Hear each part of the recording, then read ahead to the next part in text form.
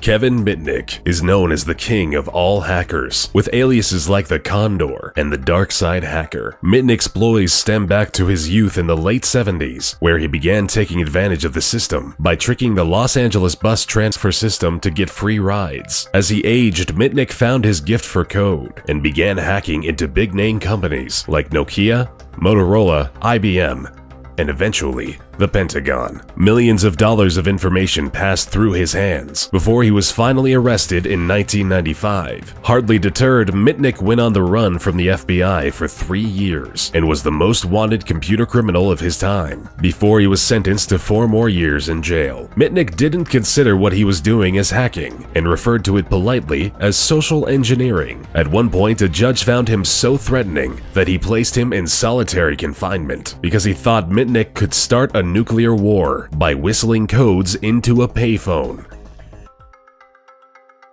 The dangerous British hacking duo of Matthew Bevan and Richard Price took the world for a potentially deadly ride for several weeks in their youth back in 1994. They began by attacking the Pentagon's network for several weeks and progressed further by stealing battlefield simulations. If that wasn't enough, they started intercepting messages from US agents stationed in North Korea and accessed sensitive material from a Korean nuclear facility. This was all incredibly alarming to the US because at the time, Price and Bevan were using US systems to infiltrate information from Korean systems, which, simply put, nearly sparked an international incident.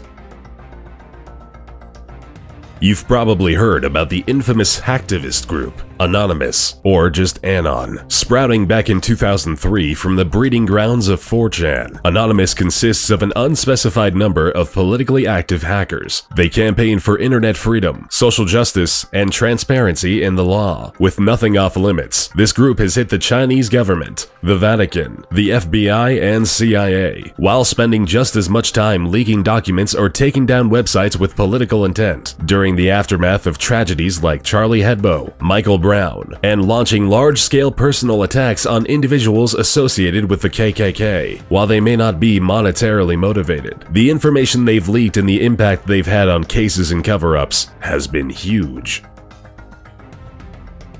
Little is known about Astra, which is the net alias of this notorious hacker who spent half a decade in the mid-2000s stealing high-profile weapons technology data and software. Astra would quickly sell this information to people and organizations across Brazil, South Africa, the Middle East, and the rest of the world. While no one knows how much money he was able to make or where it went, the damages he caused are estimated between $250 and $361 million.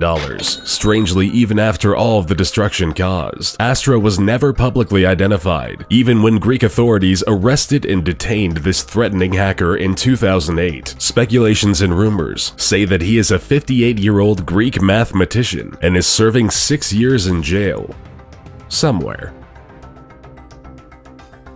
Gary McKinnon infiltrated over 97 US military and NASA servers in just a year during 2001. He deleted sensitive data, software, and files that cost the US government $700,000 in recovery charges due to the severity of the damage. Confident in his skills, McKinnon, who went by the alias Solo, taunted the military by posting, "Your security system is crap. I am Solo. I will continue to disrupt at the highest levels." Strangely enough, McKinnon wasn't in it for any kind of monetary gain, and it turns out he was just looking for files containing evidence of extraterrestrial life, which, according to McKinnon, he found.